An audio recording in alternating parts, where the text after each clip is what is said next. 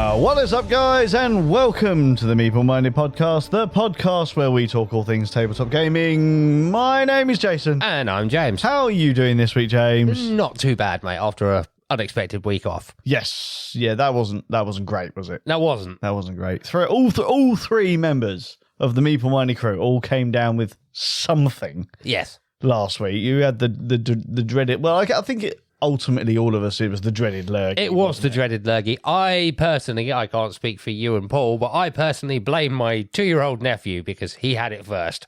Yeah, I mean, I'm totally okay to blame your 2-year-old nephew because I'm going to assume that your 2-year-old nephew gave it to you, you consequently gave it to me, and I or you consequently gave it to Paul. It's possible. So, yeah, everything is your 2-year-old nephew's fault, and I really hope that you've made them pay for it.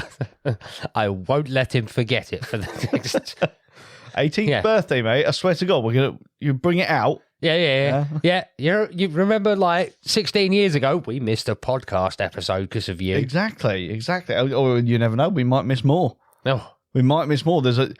Kids are walking infestations. They are. That's the problem. And I know I feel the pain, James, because I know that my son has done this to me in the past. Yep. Where I've been really happy to see him the weekend, and then he goes home, and then the Monday I feel like utter garbage. Yeah, no, it wasn't that. He was staying at ours, and I walked in from work, and all I heard was, and you know when you're just sort of, oh, that's coming my way. Yeah, it's in the air, James. Yep, it's in the air. Although there's a couple of people that I work with as well. They've been off work this week. Obviously, I've now gone back to work, and now they've all gone off work. So while I was off on my own last week, I was only off for one day, and for my penance, 3 of the 4 drivers that we have were off this week. Yes. So you do realise that probably means that it's you that gave it to them because you were off first. This is very true. And I, when my boss inevitably questions me about this, I will obviously pass on the information that it is entirely your 2-year-old nephew's fault. The entire working force of the United Kingdom has kind of come to a grinding halt because of I'm actually oddly proud of him now. Like, go on, son. You did something the unions could never achieve. You brought the country to a standstill. Well, I don't know. Some unions appear to be able to do that in this country. But I think that's more a case of the unions are taking some minor industrial action. I don't really want to go into work today. I can't get there. Yeah, no, I definitely can't get there. I can't drive one of my 3 cars or drive any, get on any of the public transport that we have. It's like when there's a smattering of snow and you're like... That's dangerous, that is. Yeah, slip on that, or I could skid, and I'm not risking it. Yep, health and safety. We are. Every American listening to us is going, but don't you guys have nationalised healthcare? So it's not like you'll be out of pocket if you do hurt yourself. It's very true. It's true. We won't have to pay for the care, but the majority of jobs in the UK don't actually get paid sickness. I damn sure don't. Or we have. What is it? A statutory sick pay, which is not a lot. You probably get more money busking on the street than you would from our government. Go, oh well, we want to help you out. We know it's not your fault that you're ill. Here's a £5. Support your entire family for the next 2 weeks. It's fine. But yes. Last week wasn't great, was it? No, it wasn't great. And we didn't game at all last week, James, which in turn made me even worse. Like I wasn't great the start of the week, but then towards the end of the week, I didn't want to see anyone. I was quite down in the dumps and all of that kind of jazz. So our kind of recording day fell to our backup recording day. Our backup recording day fell to our backup recording day. At which point I was like, no, I just didn't want to see you, James. Yeah, that's what it was. It's understandable. So I'm sorry, listeners. I probably should have put out a solo one, and you wouldn't have had to listen to James either. But it was not great, James, considering the one before that was our 150th episode. It was. So hopefully 151 has been delayed by a week, but hopefully we won't have that again. But how's other things been for you this week, James? Yeah, they haven't been too bad, It's getting back to normal. Yeah, I mean we've only managed to get in like one game, which actually happens to be the game we're talking about today as well. Yes. And I'm not upset about it. Spoiler. That was actually a good game last night. I really, really enjoyed it. Yes, indeed. So, yeah, I mean, was there any highlights for you from last night? Because we introduced it to another new player. We did. Probably one of the most experienced players we've introduced it to. How do you think they took to it? I think they got it in the end. I think my prediction of it's going to take possibly right up to the last round for everything to click. Yeah. I mean, they came across quite surprised when they came out second. Yeah. I think it's very much the attitude I had the first time we played this, which was I went through the entire game not really knowing what I was doing and somehow managed to win. Yeah.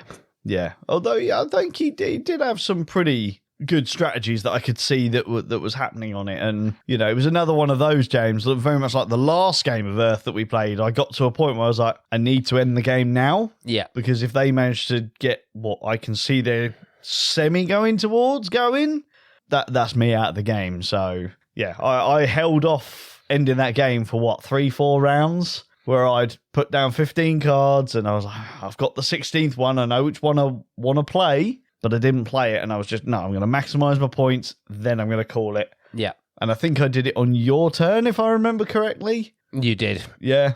So it was like, yeah, cool. I know I'm not going to get another turn, but I didn't need it. But yes, Earth, very, very good game. Be talking about it in, let's estimate 5-10 minutes, something like that, maybe. Something like that.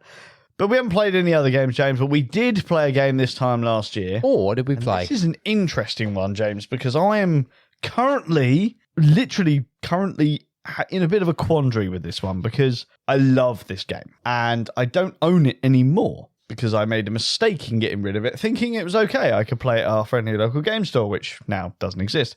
And that was On the Underground, James. Now, the quandary is it's currently crowdfunding for another version where you can also get the original Kickstarter version with all the component upgrades and all that kind of jazz as part of that campaign. But I'm really unsure as to whether I want to back it or whether I don't want to back it and all of that. But anyway, On the Underground, James, a year on, I think we've played it a few times. We have played it a couple of times before you donated it. Indeed. Memories of it? Good, yeah, bad? It was an all right game. Yeah. Not one that I think I'd rush out to play. No? Okay. Anything that you would sort of say that you missed about it or... I wouldn't say so. No? It was just one of those, it's cool when it's out, but... If it's on the table, you play it, but other than that, it's not one you're going to request to play. Yeah, pretty much. That's fair. But would you still give it a thumbs up? I'd still give it a thumbs down up. Or a meh? I'd still give it a thumbs up. It is a fun game. It's just not one of those that I'm itching to play. Okay, cool. I'm the same. Back in there with the thumbs up, obviously. I'm considering rebuying it again. But the thing that is actually holding me off, James, is exactly what you've just talked about. It's a game that I will happily play if it's on the table, but I'm not too bothered about asking to play it, which would be a problem if I'm the one that owns it. Yes. Because it would be me that having to put it on the table when I've got so many other games to choose from. I've got so many Kickstarter games that have turned up just this week that I want to play through. So I'm not really sure. But yeah, On the Underground, still a pretty good game. Would play it if it was on the table again, but yeah, I don't think it's going to happen. Shall we jump into talking about Earth, James? Let's do it. I can see you're itching for it, aren't you? Let us do it. Okie dokie, guys. So, Earth is what we are talking about today. What is Earth, I hear you say? Well, if you have been living under a rock, because it is a very highly talked about game, Earth is a multiplayer solitaire tableau building game released by Inside Up Games in 2023. It is designed to be played by 1 to 5 players aged 14 and up, with an estimated playtime of 45 to 90 minutes. In Earth, players are performing one of 4 actions to plant and reap the rewards of your island tableau of 16 cards in a 4x4 grid. After gaining the rewards of performing said action, you will then be able to activate all the corresponding coloured actions previously placed onto your tableau, with the ultimate aim of scoring as many points as possible through points on the cards, through creating combos, through having growths, which is basically building trees, or sprouts placed on the card before any player plays the 16th card to their tableau, which will trigger the end of the game. That is a rough idea of what the game is about, James. But what comes in the box if you buy Earth? Okay, Jason. In the box, you get 283 Earth cards, 145 Sprout cubes, 105 soil tokens, 88 trunk pieces, 74 canopy pieces, 25 leaf tokens, 32 ecosystem cards, 23 fauna cards, 10 island cards, 10 climate cards, 6 solo mode cards, 5 player boards, 1 active player token, 1 first player token, 1 fauna board, 1 score pad, and 1 rulebook. Excellent stuff. Now, I believe the list that you have just read out, James, I believe that is the list from the retail version of the game. Indeed. Because I also have some of the Kickstarter extras. However, we will talk about those in just a little bit because, yeah, we need to talk about them. Quick mention of the rulebook. I did have a very good read for this rulebook. It is a very well-written rulebook in my eyes. However, the only part of it I haven't read is the solo mode part, and I have heard rumorings that could have been written a little bit better. So take that as you will. That's not my personal opinion on that. It's just what I've heard. But other than that, the main bulk of the rulebook is really well written, illustrated excellently well. Let's talk about components because I want to jump straight into it, James. This game is beautiful. It is. This game is stunning in every way possible. The box alone, yes, is absolutely gorgeous. So photographs in this game, it's not artwork. Yeah, no, it's photography. It's actual photography, but incredibly well done photography of terrain, animals, plant life, all of that kind of jazz. What do you think about it? Yeah, it's beautiful. Yeah, to sum it up, it is gorgeous. I mean, we've talked about in the past how some box art is, on the wall worthy. Yeah. This one is something I would expect to see in any house. Yes. It's one of those amazing sort of scenic pictures, and yeah, it's gorgeous with the colorations of the sky and the rolling hills and stuff like that. What about the cards, James? I think they're all pretty good, like you said, because they're all photographs. So obviously the various plant life, I can only assume that the pictures of the plants correspond to the card. Yeah. So that's all very well and good. The ecosystem cards are pretty good. They're very like landscapes. The animal cards obviously correspond to the animals. The picture corresponds to the type it is. Even the event cards for things like wildfires and things like that, they're quite striking. Yeah. Now, I know a lot of people, James, they really don't like photography within games. Though that I see it all the time. It's like, oh, you only did this because you didn't want to pay an artist and so on and so forth. But it's like, again, lesser known fact, I guess, is I did used to be a photographer, never particularly a nature photographer, but, it is a form of art in itself. And to capture images like this, it ain't easy, especially wildlife photography. It isn't. A lot of them tend to be open source, which I think is where the criticism comes from. So basically, you're not having to pay. I don't know if these are open source pictures or not, but a lot of them are, so you can use them freely. Yeah, it's like open source music or royalty free music, that kind of thing. It's like there are stock photos, of course. Yeah, and while I totally understand that, and stock images and all that kind of jazz, I do get it. But I mean, the game itself sells for about, I think it's somewhere between 40 and 50. I forgot to put that in my initial thing when I was talking about the game. I think it's about 40 to 50 pounds. It's not an expensive game, and there's a lot of stuff in there. I mean, you've got paying an artist to basically do all of those cards. It's about 450 cards in total across the board. My maths isn't perfect. It's somewhere between 450 and 500 cards. Let's be honest, what would be some very detailed artwork if you were paying an artist to do it? It's like, so yeah, I get that they used photography. Yeah. I mean, I think the argument and first comparison we can really make here, James, is the argument will be, oh, well, Wingspan had an artist watercolor painted all of those birds and bird cards, which is about the same amount of cards. But I mean, I'd argue it's fair enough if it's just one type. Like if it's just animals, I might understand the argument. But when you're talking about wildlife photography, you're talking about plant life photography, you're talking about terrain photography. It's 3 very different types of photography. Yep. And it's 3 very different types of art. Yep. So that's 3 artists in my eyes, or 1 very, very skilled artist who will probably charge more because they're so skilled. Indeed. So I'm totally okay with the photography side of it, and I think it adds to the game, if I'm completely honest. You know, Arc Nova is another example. Yeah. That used photography, but I think they had like a filter on those ones, which, I'll be honest, having seen it, I think I prefer the artwork in Earth. I would agree with that 100%. So we've waxed lyrical about the cards, Jason. Yes. What do you think of the wooden components? Interesting. The cubes that are in it, James, the sprout cubes as they are known, or sprouts, they're the little green cubes. Yeah. Little opaque green cubes. Nothing special. There's lots of them. I quite like the little leaf things that you get. You know, your objective markers that you get. They're quite nice. They're quite thin wooden pieces, but they're nice. They do the trick in a nice leaf shape. Yep. The trees are really, really cool. Yeah, because they come in different parts, don't they? You've got like the trunk pieces, which are stackable, and then you've got the canopies, which then sit on top when you've completed the tree. The downside to that being, James, as I've come to notice over a variety of games that we've played, some of them stack really well. Yes. Others, not so much. Yeah, there's a bit of inconsistency in there. It's a cool concept of gameplay.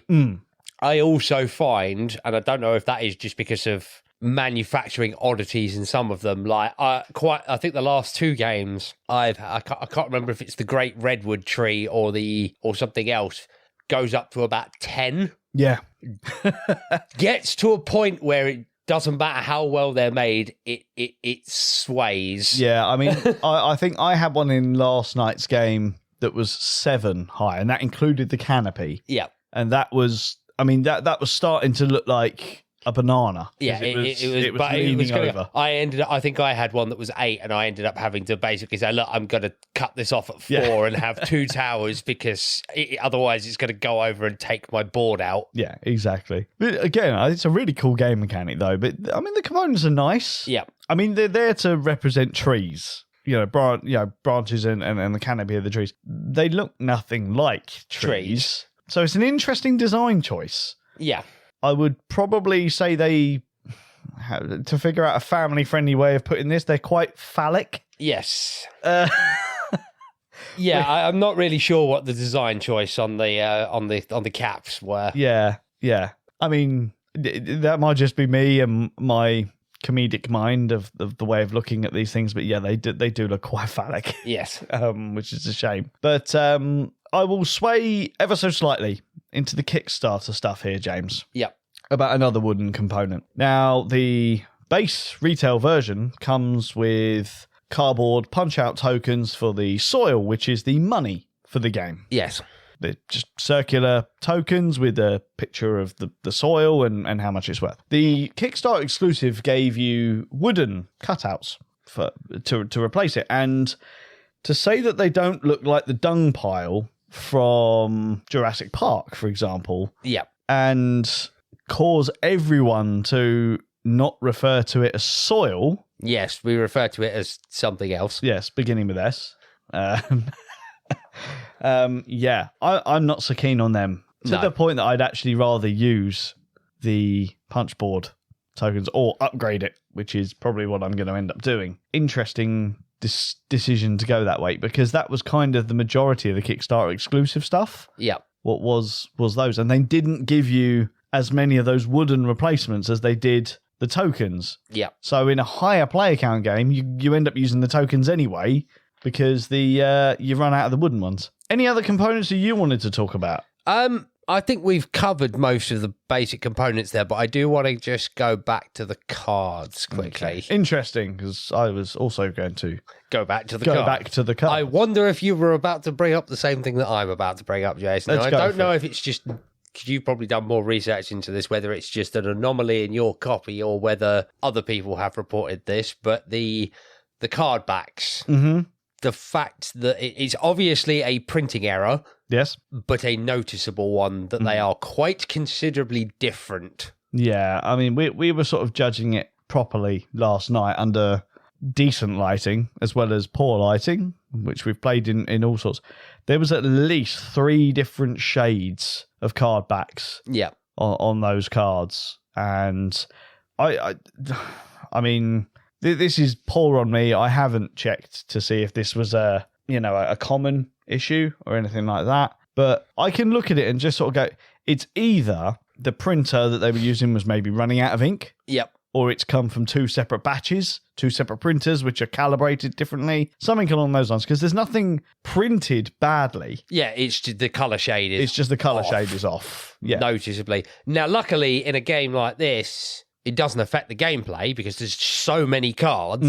You haven't, even though you can say, oh, that one's got a different card back, you still won't remember what that card is. Yeah, I mean, you'd have to study this game and this exact copy of the game to know exactly which those cards will be. And if you're going to do that, do you know what? You're not my friend. Yeah. So yeah, it's just that it's not like one card is off and it's like, great, now everyone's going to know that card is that one. It doesn't affect the gameplay, but yeah, it's a quality issue. Because I'm trying to think back, if I'm honest, to when I actually opened this, to think how many packs of cards there were. Yeah. To try and remember, I was like, well, if there was 3 different packs of cards, that would kind of explain the discrepancy in coloured backs of those cards. Different batches. Yeah, but I don't know. I genuinely can't remember. I just remember getting this game, being excited about it, and then tearing everything open and then noticing, probably on our first play, like, oh, hang on a minute, that's a different colour. Have I put the wrong card in there? And I sort of questioned myself as I'd mixed the wrong cards in, but it wasn't.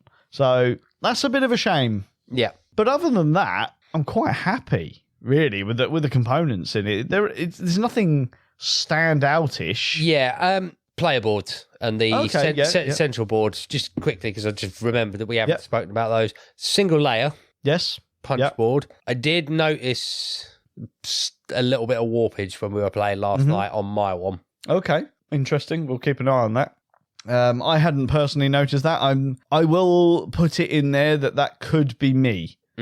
Because for the record, I've got an aftermarket insert in here. It's an MDF insert, and it is quite snug. Yeah, and it holds those boards in place. So I'm wondering if maybe it's put a bit too much pressure on those boards and has maybe made them walk up just a little bit. But to cover the box, this is my final thing that I will say, and this is not a negative, because again, I think this might be from transporting it back from UK Games Expo on the train, maybe with some damp clothes or something in my bag. But I did notice one of the box sides, the artwork is a bit flimsy. Yeah. Should we say, as if the glue has come off or reactivated or something like that. But other than that, components-wise, James, anything else you want to talk about before we go on to gameplay? No, I think we've covered it all, mate. Excellente. So, the important one, James, the gameplay. The gameplay. One of the most hyped games since it was on Kickstarter. Is it worth the hype?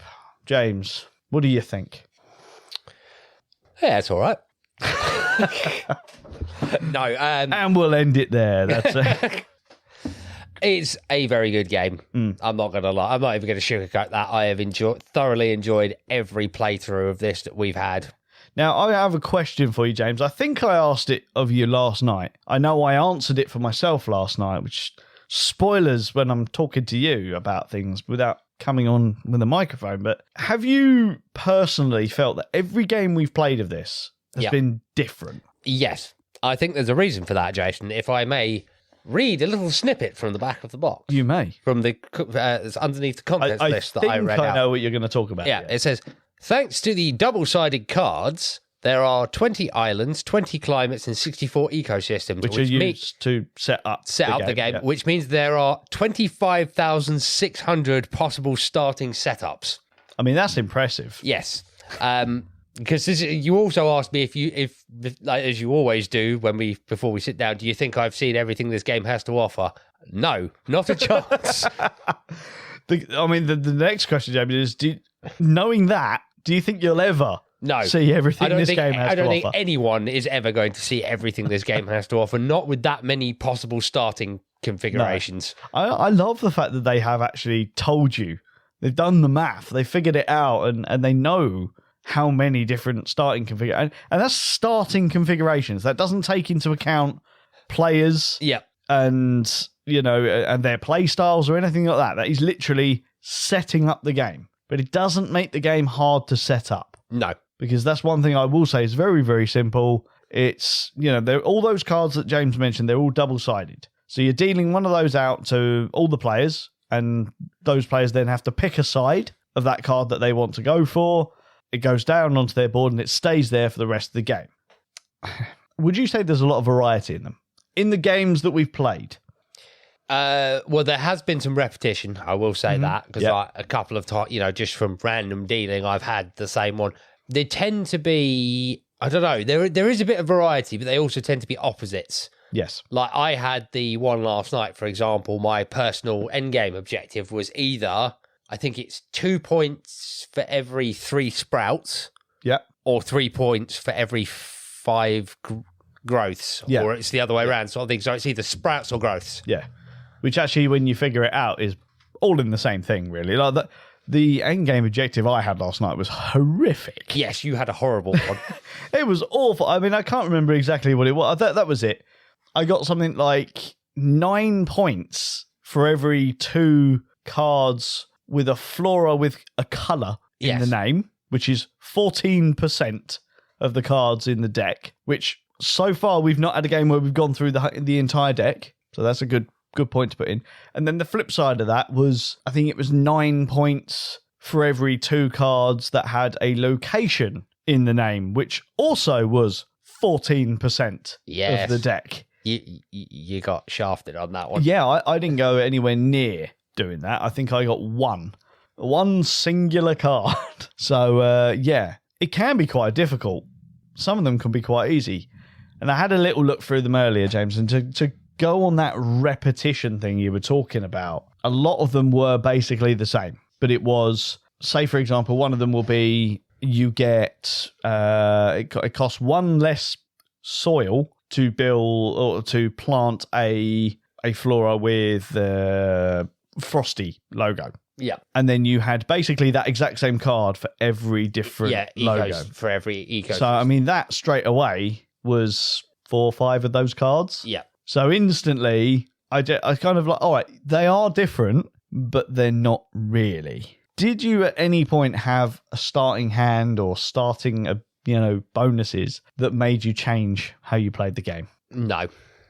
Okay, so that all the way you played the game was determined by the rounds progressing and stuff like that, or did you go in going, no, I'm going to do this? No, because I choose my cards, or the facing of my cards, basically as which 3 are going to synergize the best, or which combination is going to synergize the best. And I'm not sure if I need to change my play style, but all the 3 games we've played, I've gone gung-ho for the middle objectives. Yep. And then looked at my end game objectives on here once I've got leaves on the middle board. Yeah. So there, to cover that, you have that central fauna board, which has 4, the animal cards, aren't they, from what I remember? Yeah. And depending on when you complete the objective will depend on how many points you get. So if you're the first to complete it, you get 15 points. 15 points, then 11, 8, 6, and 5. Yeah. And you can only complete each of them once, obviously. But, if you come first in all of them, that's 60 points. Yeah. In a game that averages somewhere between 180 and 240 points, at the end of the game, 60's pretty big. Yeah. That's quite good. So that tends to be your go-to. Yeah, I think I think it's safe to say that I tend to try and grab be first to at least 2. Yeah. I mean, 30 points. 30 points, and I'm always watching the end game. Yeah, because there's 2 end game objectives on there as well. Indeed, yeah. And I tend towards building on those. Yeah. and then sort of going, oh yeah, I've got one on my board, on my personal board as well. What is that? Oh, I haven't been doing that. Yeah. Now, it's interesting, James, because in the multitude of games I've played, that is not one that I've gone for. No, you tend to go for the ecosystem cards. Yes or and terrain. no. Terrain cards. Yeah, in one game I went for the terrain. In last night's game, for example, I went for the flora. Although, weirdly, I played like one terrain card, and that's what actually won me the game. Yeah. Which was hilarious. But yeah, basically every game we've played, I've gone for something different. That's one that I haven't gone for. So that might well be on my list to try in the future. But on those grounds, James, you've seen me playing all these different ones. You've seen other people playing all these different ones, and you've seen how your ones play. Is there multiple paths to victory, or do you think there is a definitive? No, one I think there's for? absolutely multiple paths to victory. And even if you don't win a game, do you think there's a way of getting completely and utterly annihilated in this game? I think it's possible if you try and put too many eggs in one. But I think it definitely pays to be, like you said, be paying attention to all of those objectives. Yeah. And seeing where you can get points. I think if you put all your eggs in one basket, you're likely to get left behind because, like you said, people will get points from all over the place. Yeah. I think that's how I ended up winning the very first game we played. Yes. Not having a clue what I was doing, but I was getting points from all over the place. Because a little bit here, a little bit there, a little bit there, a little bit there. Yeah. And there was so much to keep track of, I hadn't actually worked out that I was in the lead. Yeah. I would outright say there's been no point where I've gone, someone's in the lead. Because there's no points being added up throughout the game. No. You can see what's on people's boards, but other than that, James, there's no player interaction in this game whatsoever. Event cards. I think there's a little bit of player interaction in the event cards. I mean, there's definitely no take that element to it, but no, there might not be. I think the event cards might be personal. Yeah. I mean, in all the games we've played, I've never seen anything that I would deem personally as player interaction, bar one thing, which is at the end of the game, there's some of those terrain cards with the brown objectives. Yes. Which allow you to pick a player and score X amount of points based on how many of a certain symbol it's showing. Yes. That's it. That's the only thing. And it does nothing during the game. You know, I can't play it and claim it straight away. It's a case of it's there, and then at the end of the game, I can have a quick cursory look and go, well, James has got 9, little Jimmy's got 4, and I've got 10. Well, I'll pick me then. Yeah. Because I'm going to get more points. That's it. I think for a lot of people, that's a good thing. Yeah. For me, I might have liked just a little bit more player interaction because the game really does feel like a solitaire game. I said it at the start, it's a multiplayer solitaire game. Yeah. I'm playing my own game. The fact that other people are here playing the same game, we're not really affecting each other's games because other than I claim to this, I got to this objective first, which means I've got slightly more points than you. We're not really doing anything to anyone else. No. Is that something that you would have liked to have seen a bit more? I would have liked to have seen a bit more play. And I think the event deck is a missed opportunity for a bit of player interaction. Yeah. Well, because within that event deck, like there's an example on the back of the box here, which is it's -4 victory points at the end of the game to play it. Mm-hmm. Yep. And I like that. Yeah. And it's -6 sprouts from your island to draw 6 new cards. That's pretty good. It's pretty good. I think with those minus victory points at the end, that's where your player interaction should be. It's like, it's going to cost you some minus points at the end of the game, but you can do X to someone else's island. Well, like, for example, to maybe come up with one off the cusp, we think about last night when I was on 15 cards for quite some time, and both yourself and the other player were sitting there fretting at the fact that you didn't have enough points. Yeah. Maybe an event card in there that could have maybe removed a random card. Well, that's what I would say, because or blocked me from doing the green action, which allows me to plant. A lot of those event cards are things like blizzards, forest fires, or wildfires. If they're costing minus points, it's like, I'm playing this event to say this is happening on your island. Yeah, it would be kind of. And like you said, like a forest fire, it's like, however many cards it decides, you have to lose them. Yeah. I mean, it would be interesting. That would be very, very interesting. But one question for you, James, with regards to doing that. Do you think that would be too much for this game, which already has, let's be honest, a hell of a lot going on? Because there is a lot going on in this There game. is a lot going on. No, because it's separate from everything else. Because it would be a simple thing, like we said, of lose 1 or 2 cards from your tableau. You get to pick, but you've got to discard 2 of them. Okay. Especially on a board like you had last night, where you had lots of sprouts and trees. It's like, I think that would have been a very tough choice as to... Oh, it would. It would, because again, like I said, I sort of had all those sprouts and trees, but I also had lots of water cards going on, knowing full well that the last card I was going to play was my river card, which was in itself going to net me something like 11 or 12 points. Yeah. So it would have been a very, very tough call for me to make on that one. But I want to touch on there's a lot going on in this game, because when we say it, James, what do we mean?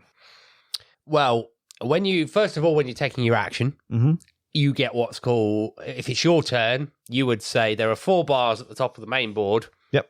Green, red, blue, yellow. Yep. So I would say it was my turn. I would say, Jason, I'm doing the red action. Okay. And there are 2 sections on the board. There is a top bit and a bottom bit. Yep. I get to do the top bit. Yep. Everyone else gets to do the bottom bit. Yes.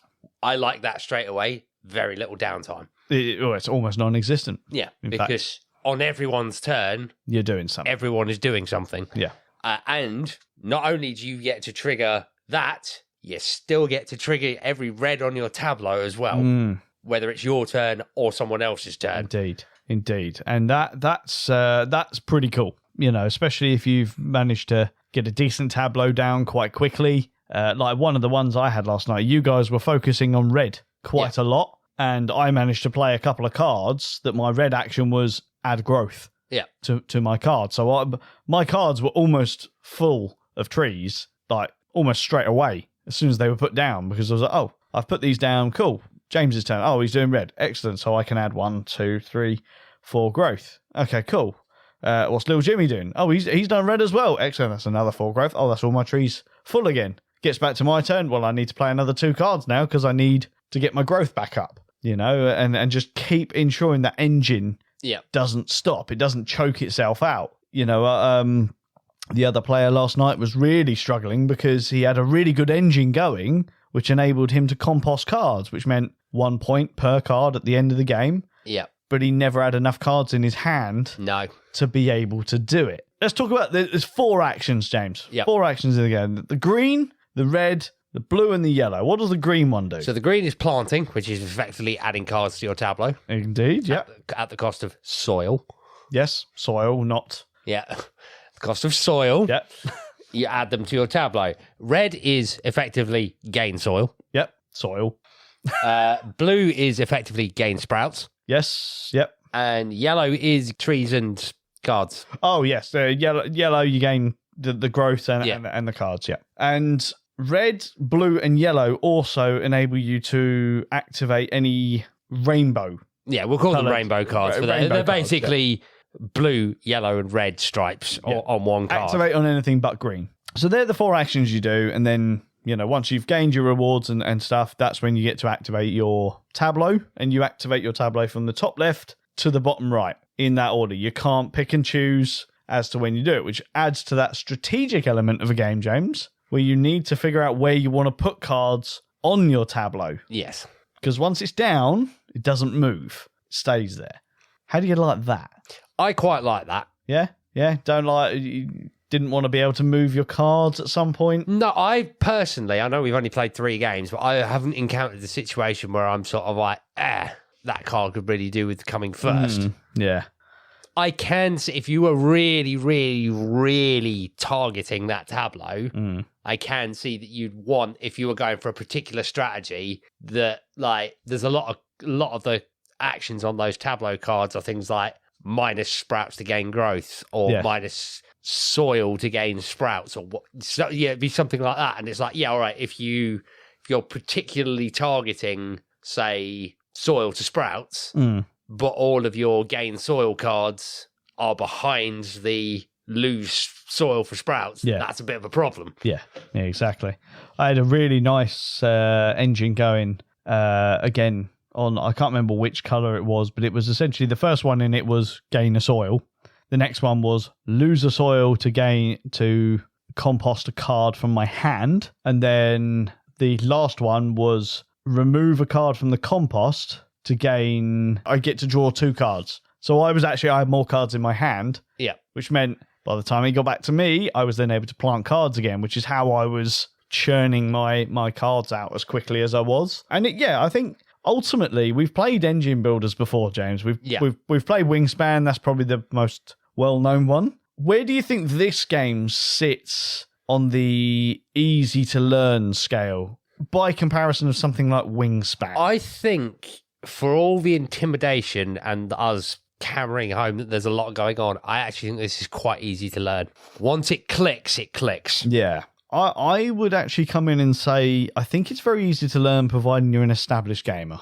Oh, I wouldn't subject a complete beginner to this. No, they'd be mind-boggled by the sheer amount of stuff that was going on. But and assuming you've been in the gaming sphere for a while, I think this is surprisingly easy to pick up for an intimidating-looking game. Yeah. With all the things going on, you know, the sprouts, they're worth a point each at the end of the game. Not much else to know about them. The trees are worth a point per segment, but if you've capped a tree, it's worth whatever the points are in white. Yeah. Which could be anything. Could be the equivalent of 1 each. Whereas I had one yesterday, it was one growth. Yeah. And you got 7. Yeah. You know, it was quite good. Yeah. I quite like that about this game. It's like pretty much nothing is useless at the end of the game. Soil's the only thing, unless you get the filthy card. Yep, there's one terrain card. Well, I say one. I know of one. I mean, if you've played it, you get, I think it's 2 points for every soil you have left. Yeah. With a maximum of 30 soil. Yeah, I mean, if you get what I'm going to refer to as the holy grail of terrain cards, which would be that one and the one that I had last night, which was 2 points for every card left in your hand, you're literally scoring on everything you have. Yeah, exactly. So there's points coming out of every orifice of this game. There is a hell of a lot going on, but it is fairly streamlined. It's not as streamlined as something like Wingspan. I think Wingspan is far more streamlined. I'd even go as far to say that the component quality is better in something like Wingspan. Does not mean I think that this is bad. I do think this has a much more selective audience. However, I do think it's kind of worth the hype. I don't usually buy into the hype train, but there was something about this game that made me want to get up early and go and stand in a queue. And you did. And I've never seen this man run like I did watching him leg it into the hall on Saturday morning. So I'm glad I did. I'll be honest. I really enjoyed this game, James. Have you got any sort of final thoughts or final things you want to say about the game? Good, bad? I mean, I think we've covered pretty much everything in our discussion. Just to reiterate that I've thoroughly enjoyed every game we've played of this. Yeah, good. I have a couple of closing comments that I would definitely like to make. When it comes to if you are interested in this game and you want to buy it, the retail version is more than adequate for what you need. There's nothing really that comes in the Kickstarter exclusives that I think you need. If at any point you want to buy the neoprene mats as an optional add-on, they're kind of worth it, but we've not really needed them. I just want to bring this one up, James, and I want your opinion on it. I will not play this game with anyone that I know suffers with analysis paralysis. Yes, because there is a lot going on, as we have said frequently, and as someone who doesn't usually suffer from it, even I'm succumb to it sometimes with this going, what do I actually want? Usually on the first couple of rounds, what do I actually want to do? Yeah. But even as the tableau gets bigger and bigger and bigger, for example, you know, we say that the downtime is minimal and that you're always doing something. There comes a point where, okay, James has done red. I've done my red tableau, and now John over there is taking forever and a day to activate his entire tableau because he's mainly got reds. Yeah. And he's, I've now got all these growths. Well, where I want my growth, do I want my growth there, or do I want it there, or do I want it there? Doesn't matter. Yeah. Just put it down You know, and I feel that could be something that will rather ruin the game just a tad for me. Yeah. Other than that, it's good and worth it, and I think you should buy it. Would you buy it, James? If I didn't have it? I think I would. After playing it, I would actually buy this. Okay. Seal of endorsement from James. My God. I might sell the game just so that James has to buy it. What do we think? I think that might be a good idea. But yeah, I think we can leave it there, James. We need to make sure we game this week. Indeed. I know we've got game night tomorrow. We might squeeze in the game tonight, but we need to go out and get some fresh air first because it's a bit stuffy in here. Indeed. So until next week, I have been Jason. And I've been James. And you have been listening to the Meeple Minded podcast. Join us next week for more tabletop gaming goodness. Ta-ta and goodbye.